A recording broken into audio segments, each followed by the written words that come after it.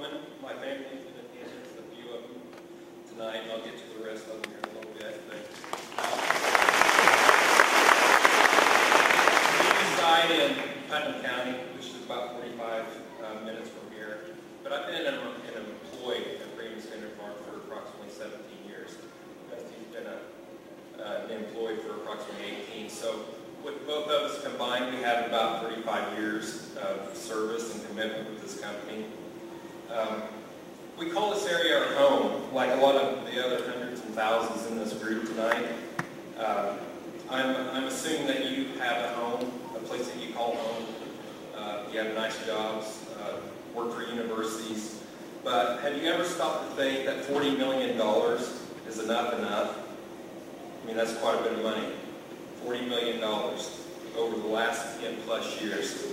It's crazy. But I don't expect you, unless you do have answers this evening to these questions. But do you consider that your decision may have a direct impact in our communities and impact the lives of thousands of northern Missouri people? And not only employees of Freeman's Vineyard Farms, but potentially every single person sitting in here tonight.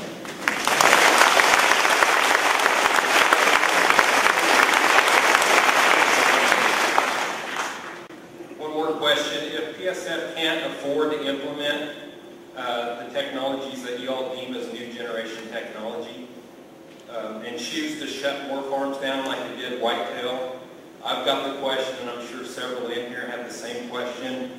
Where do you guys, as a panel or individually, recommend us to look in northern Missouri for jobs?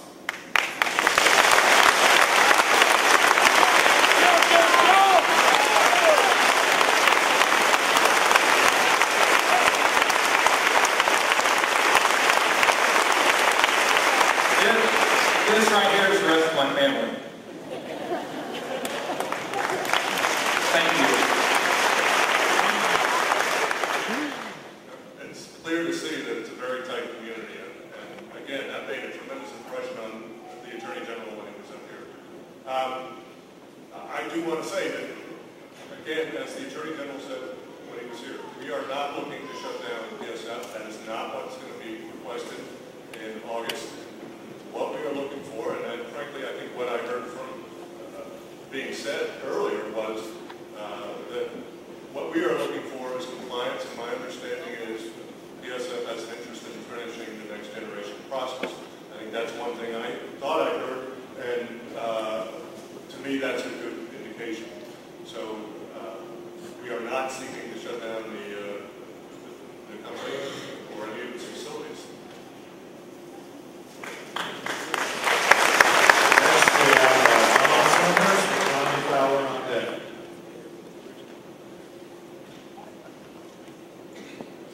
That family just represented themselves so well. That was what I was trying to articulate at that meeting. Probably the time I took trying to talk about what you're hearing tonight, what you're seeing tonight, what I was trying to articulate is probably one of the reasons y'all didn't have time for Ed to speak. But, and I apologize for that. One of the questions that was asked to me by the opponents that, was where had I been in the process? Well, I'll tell you real quickly where, I lived next door to Whitetail. I had 3/4 of a mile of fence with them.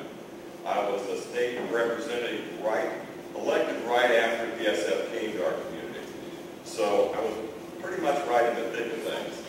And one of the things that kind of bothered me that day, and I'll get on, we want to keep it constructive, like you said, was his not wanting us to speak. Well, I have always fought for the right of those people. I didn't agree with them, but I always thought they had the right to speak. And,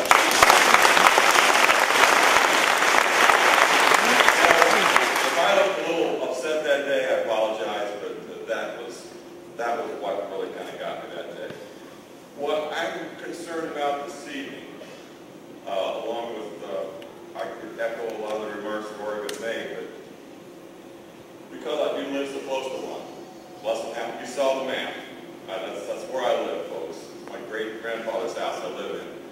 I told you that day, we have hesitated to have a family reunions, church socials, what have you, right there. Invite people over. Sometimes there's another problem. So I am concerned, or I am interested when you're talking about how you address odor. Well, what I understand so far about the results are 20% efficiency rating on the biofilter as opposed to 60% on the vegetative buffer.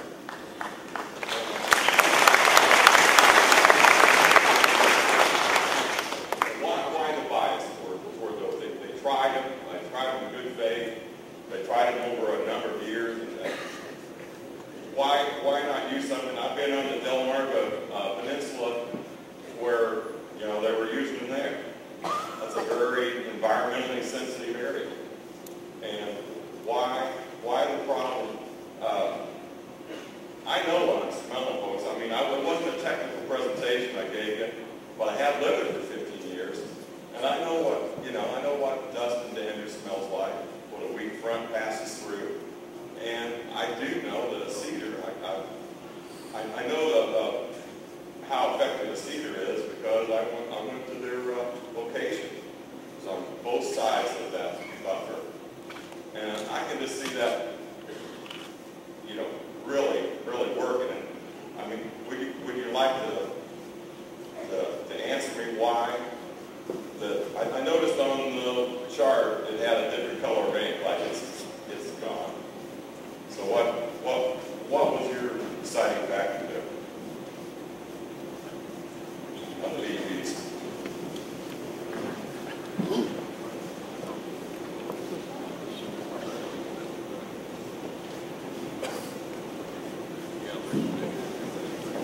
Well, I think the information that we had on the vegetative filter did not perform as well as the biofilter material or the biofilter technology. I don't remember it that way, sir.